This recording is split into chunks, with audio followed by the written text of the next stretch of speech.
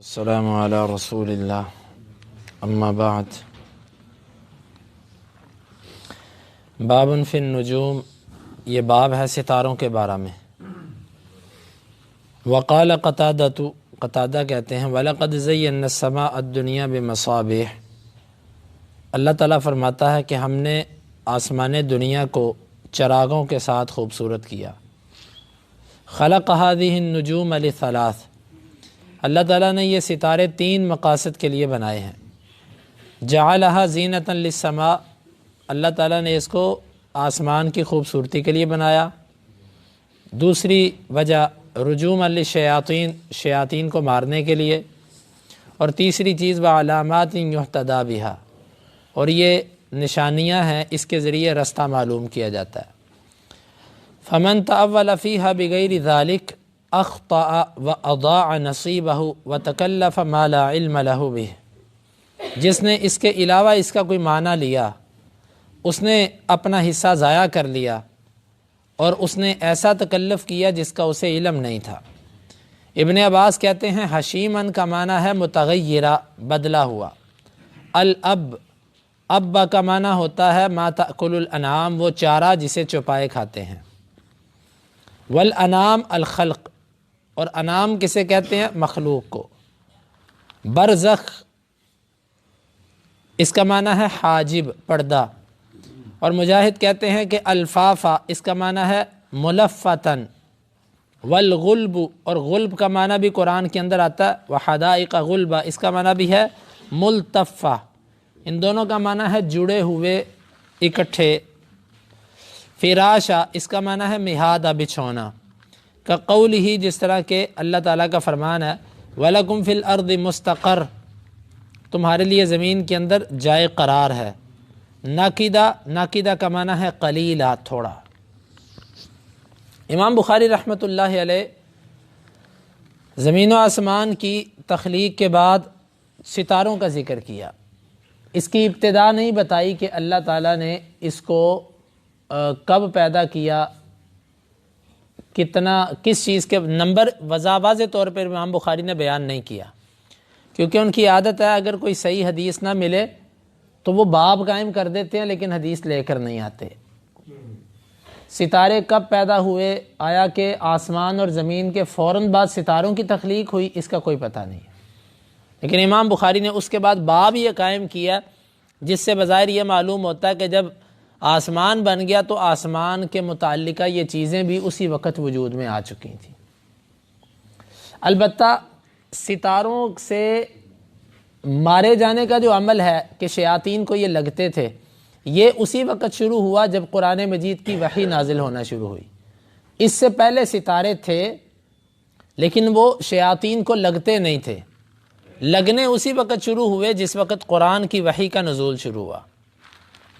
تو قتادہ کہتے ہیں کہ اللہ تعالیٰ نے ستاروں کو تین مقاصد کے لیے پیدا کیا۔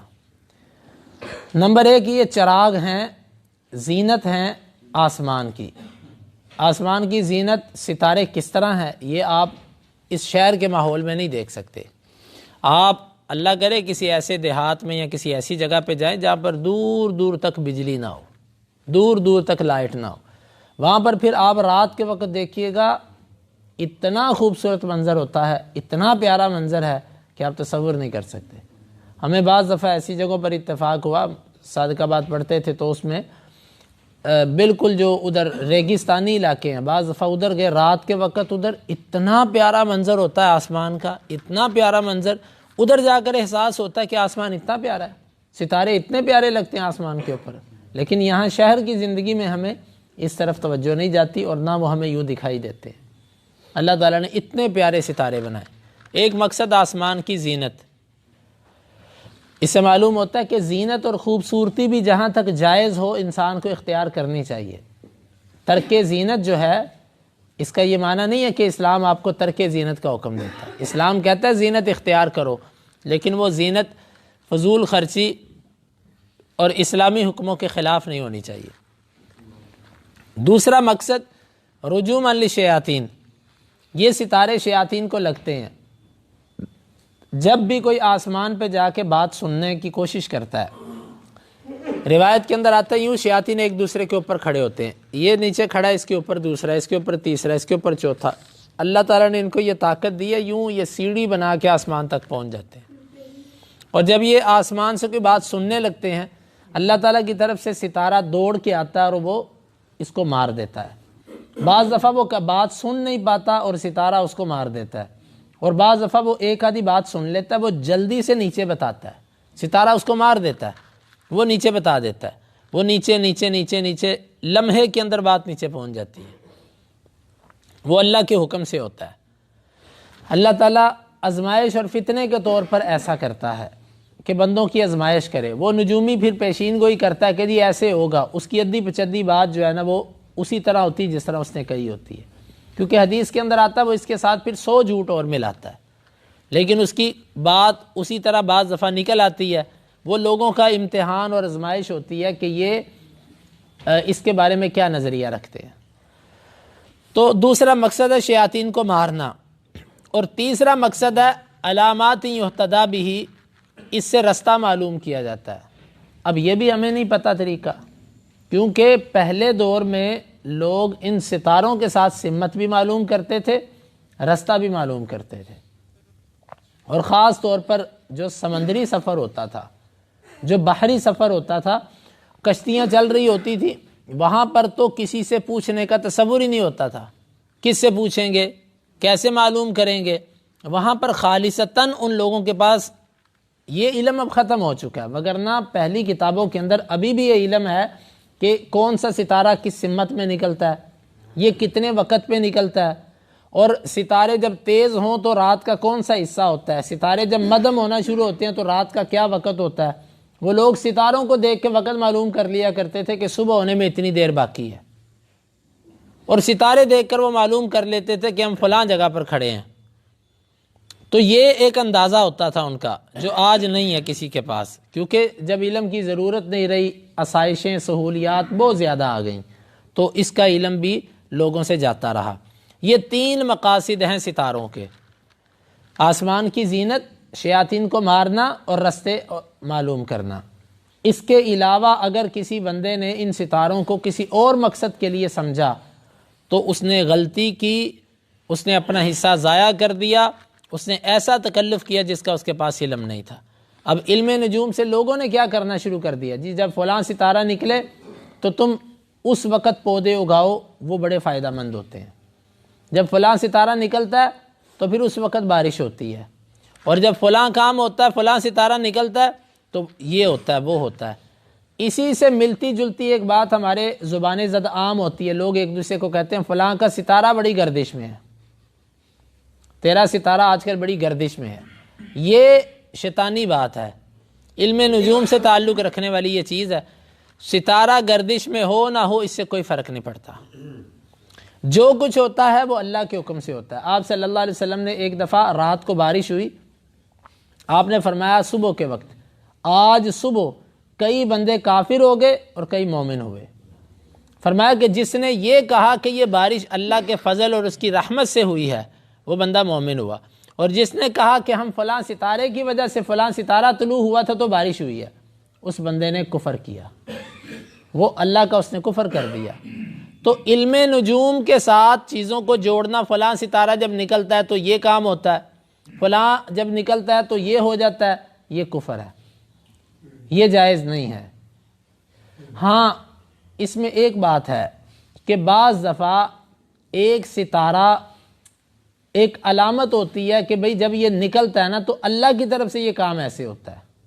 اگر کوئی بندہ یہ بات کہتا ہے کہ ہوا اللہ کی طرف سے ہے، لیکن اس کام کے ہونے کی علامت یہ ہے کہ فلاں اس وقت ستارہ نکلے گا، اس طرح اگر کوئی بندہ کہتا ہے نا تو اس سے وہ کافر نہیں ہوتا، اس پر کفر کا فتویٰ نہیں لگ سکتا، کیونکہ وہ کام کے ہونے اور نہ ہونے کو ستاروں سے نہیں جوڑ رہا، بلکہ کس کے ساتھ جوڑتا ہے؟ اللہ کے فضل اور اس کی رحمت کے ساتھ۔ البتہ ستاروں کو وہ علامت بتاتا ہے کہ بھئی یہ کام ہوگا، اس کی علامت ہے کہ فلاں ستارہ نکلے گا، کرنا اللہ نے ہے۔ تو بہرحال یہ جو لوگوں کے ہاں باتیں مشہور ہیں نا، جب بھی کوئی ستارہ نکلتا ہے تو اللہ تعالیٰ کے کام تو ہوتے ہی ہیں، تو ایسے خام خواہ اس کو ستاروں کے ساتھ جوڑ کے کفر نہیں کرنا چاہیے، اور نہ ہی اس علم کے اندر دخول کرنا چاہیے۔ بعض لوگ اپنا ستارہ دیکھتے ہیں اخباروں کے اندر کہ جی آپ کا یہ ہفتہ کیسا رہے گا، وہ اپنا ستارہ معلوم کرتے ہیں قسمت معلوم کرنے کے لیے کہ جی میرا ہفتہ پڑھتے ہیں۔ بعض لوگ بڑے بڑے دیندار پڑھتے ہیں کہ جی آج میرا، اور پھر بعض دفعہ وہ کہتے ہیں یار اس نے جو لکھا تھا ویسے ہی ہوا۔ یہ ایک نفسیاتی چال ہوتی ہے، شیطانی چال ہے جو مسلمانوں کے عقیدوں کو تباہ کرنے کے لیے ہے۔ تو کسی بھی طرح ان ستاروں کا انسان کی زندگی کے اوپر کوئی اثر نہیں ہے، یہ اللہ کی مخلوق ہے، اللہ تعالیٰ کے حکم کے تابع ہے، یہ صرف علامات ہیں کسی نہ کسی چیز کی، اصل مؤثر اللہ رب العالمین کی ذات ہے۔ اور اس کے بعد امام بخاری رحمۃ اللہ علیہ نے کچھ چیزوں کے معنی بیان کیے۔ ان کی عادت ہے کہ ایک مسئلے کے ساتھ ملتے جلتے جو بھی الفاظ ہوں وہ ان کو لے آتے ہیں۔ قرآن کے اندر آتا ہے حشیمہ، کہ وہ پھر کھیتی جو ہوتی ہے وہ سبز ہونے کے بعد حشیم ہو جاتی ہے، تو امام بخاری کہتے ہیں حشیم کا معنی متغیرہ، یعنی اس کا رنگ بدل جاتا ہے، رنگ بدل جاتا ہے یعنی زرد ہو جاتی ہے۔ اور اسی طرح قرآن مجید کے اندر لفظ آتا ہے ابا، اب کا معنی جو ہے وہ کہتے ہیں کہ اس کا معنی ہے چارہ، چارے کو کہتے ہیں جو جانور کھاتے ہیں۔ اور اسی طرح قرآن کے اندر ایک لفظ آتا ہے برزخ، برزخ کا معنی ہوتا ہے پردہ، عالم برزخ یعنی پردے والا عالم۔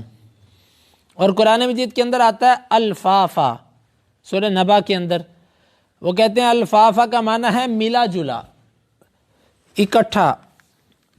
اور غلبہ، اور غلبہ کا لفظ بھی آتا ہے قرآن کے اندر، وہ کہتے ہیں اس کا معنی بھی ہے جڑا ہوا، ملا ہوا۔ اور فراشا، فراش کا معنی ہے مہادہ، بچھونا۔ اور اسی طرح وہ کہتے ہیں کہ اللہ تعالیٰ نے فرمایا زمین میں تمہارے لیے ٹھہرنا ہے، قرار ہے، سکون ہے۔ اور قرآن کے اندر آتا ہے ناقیدہ، وہ کہتے ہیں ناقیدہ کا معنی ہے قلیلہ، بہت تھوڑا۔ تو یہ امام بخاری رحمۃ اللہ علیہ ستاروں کے بارے میں لے کر آئے ہیں کہ اس سلسلے میں اس کی تخلیق اللہ نے کی ہے لیکن ان مقاصد کے لیے، اس کے علاوہ اگر کوئی اور مقصد کے لیے ستاروں کے پیچھے جاتا ہے تو وہ بندہ اپنا حصہ ضائع کرتا ہے اور بعض دفعہ وہ کفر پہ چلا جاتا ہے۔